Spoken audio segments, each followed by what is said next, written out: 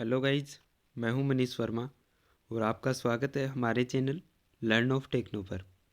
Dear friend, हमारी theory के अंदर वन लाइनर एमसीक्यू की सीरीज है वो चल रही है, जिसका आज है वो नेक्स्ट वीडियो है।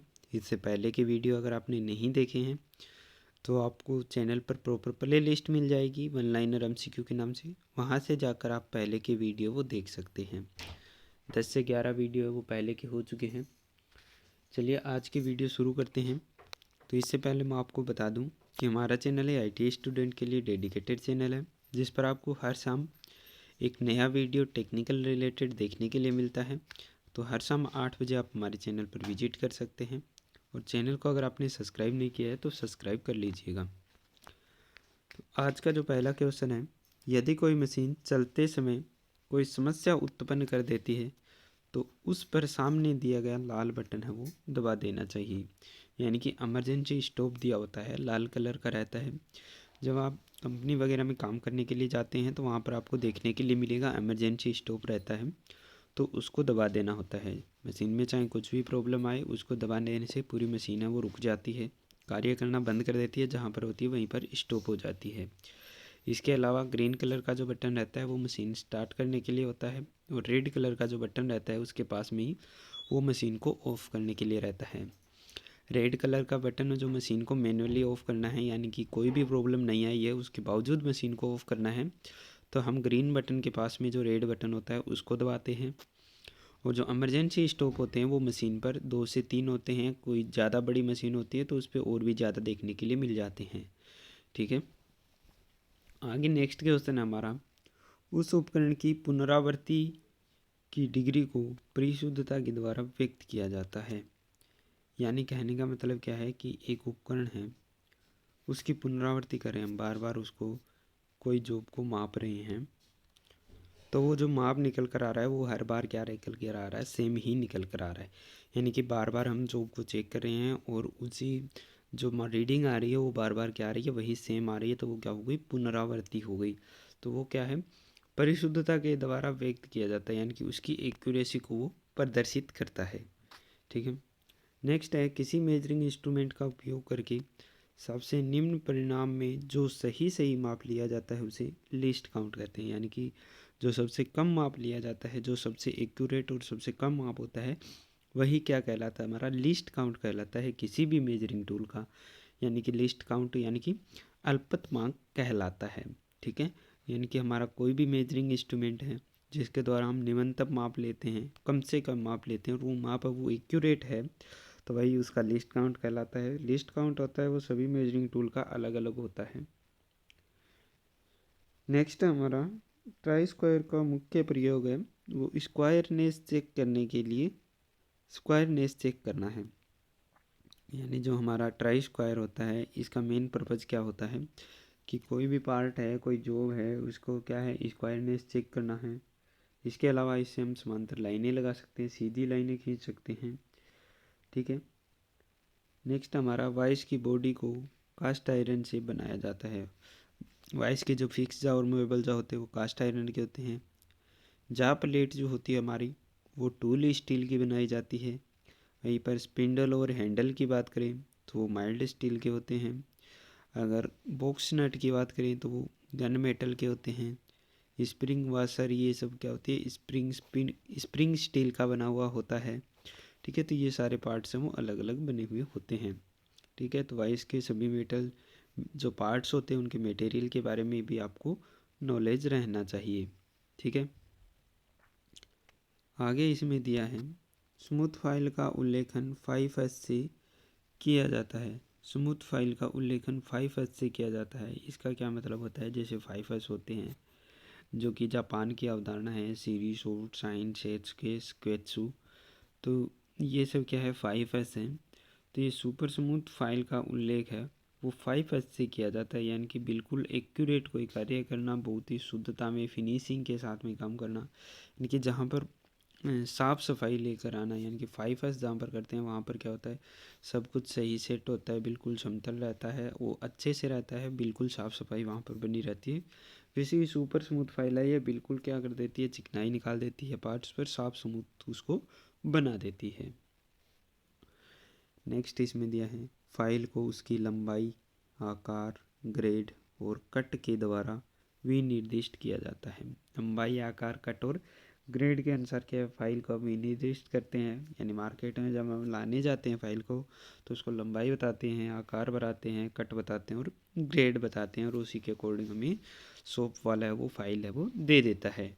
ठीक है, तो लंबाई के आकार, लंबाई के अनुसार अलग अलग प्रकार की होती है, आकार के अकॉर्डिंग भी अलग होती है, ग्रेड के अकॉर्डिंग भी अलग अलग फाइलें होती हैं, और कट के अकॉर्डिंग भी अलग अलग फाइलें हमारी देखने के लिए मिल जाती है। नॉर्मली अगर बात करें तो लंबाई की अगर मैं बात करूं तो 150 मिलीमीटर से 400 तक फाइलें वो देखने के लिए मिल जाती है। आकार की बात करें तो स्क्वायर फाइल होती है, फ्लैट फाइल होती है, ट्रायंगुलर होती है, round, half round, knife edge, hand file, ये सब फाइलें होती है। ग्रेड की अगर मैं बात करूं तो रफ़ होती है, bastard, second cut, smooth, dead smooth, super smooth.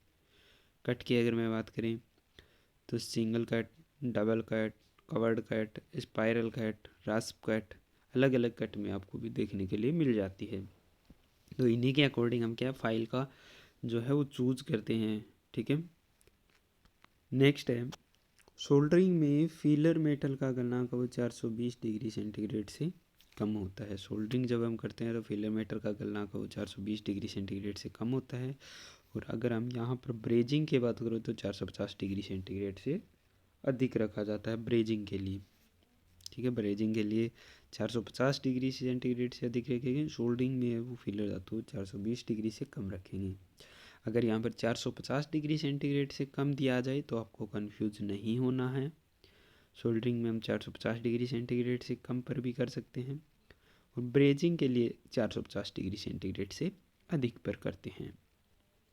वहीं पर अगर मैं बात करूँ इलेक्ट्रीशियन सोल्डर की कंपोजिशन है वो लेड और टिन है वो लेड 37% और टिन है वो 63% मिला होता है। यानी कि जो सोल्डर होता है जो एक तार के आकार में होता है सोल्डर, तो वो लेड और टिन से मिलकर बना होता है। ज़्यादातर इलेक्ट्रिक कार्यों में उसको यूज़ करते हैं। तो इलेक्ट्रिक कार्यों की जो लेड और टिन का जो रेशियो होता है वो 37% और 63% आपको उसमें देखने के लिए मिल जाता है। ठीक है, नेक्स्ट है रफ कार्य के लिए डबल कट फाइल का प्रयोग किया जाता है। अब यहाँ पर रफ कार्य की बात आ गई है तो ये यहाँ पर क्या हो जाता है, रोंग हो जाता है। डबल कट फाइल का यूज हम रफ कार्य के लिए नहीं करते हैं, या तो रफ फाइल का यूज़ करते हैं या फिर बास्टर्ड फाइल का यूज है वो करते हैं हम रफ फाइल का यूज। रफ कार्य के लिए या तो रफ फाइल यूज करेंगे या फिर बास्टर्ड फाइल यूज करेंगे। डबल कट फाइल का यहाँ पर बोला, अच्छा सॉरी, यहाँ पर कट की बात की जा रही है। सिंगल कट जो होती है उसका हम करते हैं फिनिशिंग के लिए, और डबल कट फाइल का यूज है वो नॉर्मली साधारण कार्यों के लिए करते हैं। जैसे रफ फाइल होती है, बास्टर्ड फाइल होती है, उन पर भी डबल कट डालते हैं, वो कटे हुए होते हैं। यहाँ पर कट की बात हो रही है, वो कन्फ्यूज हो गया था थोड़ा। तो रफ कार्य के लिए डबल कट फाइल का यूज हम बिल्कुल डबल कट फाइल का यूज़ करते हैं। सिंगल कट फाइल का यूज हम फिनिश कार्यों के लिए करते हैं, और इसके साथ में ही सॉफ्ट मेटल जो होता है यहाँ पर सिंगल कट फाइल का यूज है वो किया जाता है। नेक्स्ट हमारा चीजल का क्रॉस सेक्शन प्राय अष्टभुजाकार होता है। अष्टभुजाकार भी हो सकता है, षटभुजाकार भी हो सकता है। चीजल है वो षटभुजाकार या अष्टभुजाकार में आपको देखने के लिए मिल जाती है, यानी कि उसकी बॉडी है उस पर 8 भुजाएं या फिर 6 भुजाएं बनी हुई होती हैं। ठीक है, चीजल का जो भाग होता है ऊपर हेड होता है, फिर बॉडी होता है, फिर सेंक होता है, कटिंग पॉइंट होता है या कटिंग एज बोल सकते हैं उसको। और चीजल का जो कटिंग एज वाला भाग होता है ओनली उसको हार्ड एंड टेम्पर किया जाता है। बाकी जो पीछे का भाग रहता है उसको पूरे भाग को सॉफ्ट रखा जाता है। चीजल का पीछे का भाग सॉफ्ट हम इसलिए रखते हैं क्योंकि जब हैमर से चोट लगाते हैं तो अगर हार्ड एंड टेम्पर किया होगा तो उसका टूटने का डर है वो बढ़ जाता है। तो इसलिए पीछे के भाग को सॉफ्ट रखते हैं ताकि वो चोट वगैरह को आसानी से सहन कर सके। नेक्स्ट इसमें दिया हुआ है सॉफ्ट मटेरियल जैसे ब्रास के निम्न हेलिक्स वाले ड्रिल का प्रयोग है वो किया जाता है। अब ये हेलिक्स एंगल जैसे ड्रिल में बताया था मैंने आपको कि हेलिक्स एंगल को रेक एंगल के नाम से भी जाना जाता है, जो कि सॉफ्ट मेटल के लिए क्या रखते हैं हम कम रखते हैं और हार्ड मेटल के लिए ज़्यादा रखा जाता है। तो वहीं पर अगर मैं ब्रास की बात करूँ तो यहाँ पर क्या है, जो ड्रिल का हेलिक्स एंगल है वो कम रखा जाता है और सॉफ्ट मेटल के लिए हम क्या ज़्यादा रखते हैं। ब्रास का अब कम कम क्यों रखते हैं ब्रास के लिए, तो ब्रास के जो चिप्स बनते हैं ना वो जैसे कास्ट आयरन के बनते हैं ना, वैसे आई शेप में बनते हैं, यानी कि कर्ली चिप्स नहीं बनते। अगर कर्ली चिप्स बनते तो वहाँ पर हमें हेलिक्स एंगल है वो ज़्यादा रखना पड़ता, क्योंकि सॉफ्ट मेटल के लिए ज़्यादा हेलिक्स एंगल रखते हैं और हार्ड मेटल के लिए कम रखते हैं। कास्ट आयरन की बात करें तो वहाँ पर भी क्या है, आई शेप में जो है हमारे चिप्स है वो निकलते हैं। तो ब्रास के मैंने आपको पहले ही क्लियर किया था कि ब्रास में आई शेप चिप्स है वो निकलते हैं, तो ब्रास का जो हेलिक्स एंगल है वो कम रखा जाता है। ठीक है, यही रीज़न है इसमें। नेक्स्ट क्वेश्चन की अगर मैं बात करूं तो बोरिंग ऑपरेशन है वो एक होल को बड़ा करने के लिए किया जाता है। यानी कि बोरिंग ऑपरेशन जब भी हम करेंगे तो पहले से हमने ड्रिल होल को ही कर रखा है, उस ड्रिल होल को अगर हम बड़ा करेंगे तो वो बोरिंग कहलाएगा। लेकिन अगर हम इसको पूरी गहराई तक बड़ा कर रहे हैं तब ये बोरिंग कहलाएगा। इस ड्रिल होल को अगर हम पूरी गहराई तक बड़ा कर रहे हैं तब ये बोरिंग कहलाएगा। अगर हमने इस होल को कुछ गहराई तक बड़ा किया तो ये काउंटर बोरिंग कहलाएगा। ठीक है, और अगर हम इस होल को कुछ गहराई तक चैम्फर करते हैं तो ये काउंटर सिंकिंग कहलाएगा। ठीक है डियर फ्रेंड, तीनों में कंफ्यूज नहीं होना है। काउंटर बोरिंग और बोरिंग में बिल्कुल कंफ्यूजन नहीं है। काउंटर बोरिंग यानी कि कुछ गहराई तक होल के साइज को बड़ा करना, और बोरिंग में होल की पूरी गहराई तक उसको क्या कर देना, उसके साइज को बड़ा कर देना होता है। नेक्स्ट क्वेश्चन की बात करें तो वी ब्लॉक का कोण है वो 90 डिग्री होता है। यानी कि वी ब्लॉक में क्या बना होता है, एक ग्रूव बना होता है और एक क्या होता है, लेवल होता है। तो जो लेवल बना होता है वी आकार का, उसका एंगल यहाँ पर बात की जा रही है तो कितना होता है, 90 डिग्री यहाँ पर रखा जाता है। ठीक है, सरफेस प्लेट है वो ग्रे कास्ट आयरन और ग्रेनाइट दोनों से बनाई जा सकती है। ग्रे कास्ट आयरन से भी बना सकते हैं सरफेस प्लेट, और ग्रेनाइट दोनों से भी बनाई जाती है। जो कास्ट आयरन की सरफेस प्लेट होती है वो ग्रे कास्ट आयरन या क्लोज ग्रेन कास्ट आयरन से बनाई जाती है। इसके अलावा ग्रेनाइट की सरफेस प्लेट बनाई जाती है, और इसके अलावा शीशे की हम जो है सरफेस प्लेट है वो बनाते हैं। ठीक है, नेक्स्ट और लास्ट क्वेश्चन है आज का हमारा। तो इसमें क्या दिया हुआ है, जिस गुण के कारण एक मटेरियल को तार के रूप में खींचा जा सकता है उसे डक्टिलिटी कहते हैं। यानी कि किसी भी मेटल में डक्टिलिटी प्रॉपर्टी होगी तो उससे क्या है, हम तार वगैरह बना सकते हैं, पतले पतले तार भी बना सकते हैं। तो जो हमारे वायर वगैरह जो बनकर आते हैं तो वो डक्टिलिटी प्रॉपर्टी की वजह से बनकर आते हैं। वहीं पर अगर मैं बात करूँ पतली चादर वगैरह बनाने की तो वहाँ पर मेलेबिलिटी प्रॉपर्टी होनी चाहिए, तो जिससे क्या हम पतली चादर वगैरह है वो बना सकते हैं। ठीक है, आज की वीडियो में बस इतना ही। वीडियो अगर आपको अच्छा लगता है तो डियर फ्रेंड अपने फ्रेंड सर्कल में ज़्यादा से ज़्यादा शेयर कीजिए।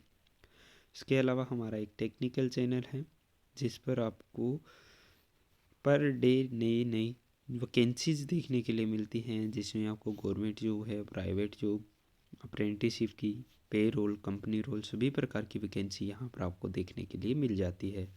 उसका लिंक है वो डिस्क्रिप्शन में मैं आपको प्रोवाइड करवा दूंगा, वहाँ से उस चैनल को सब्सक्राइब कर लीजिए ताकि आपको हर जॉब की नोटिफिकेशन है वो सबसे पहले मिल सके। Wish you all the best. जय हिंद, जय भारत।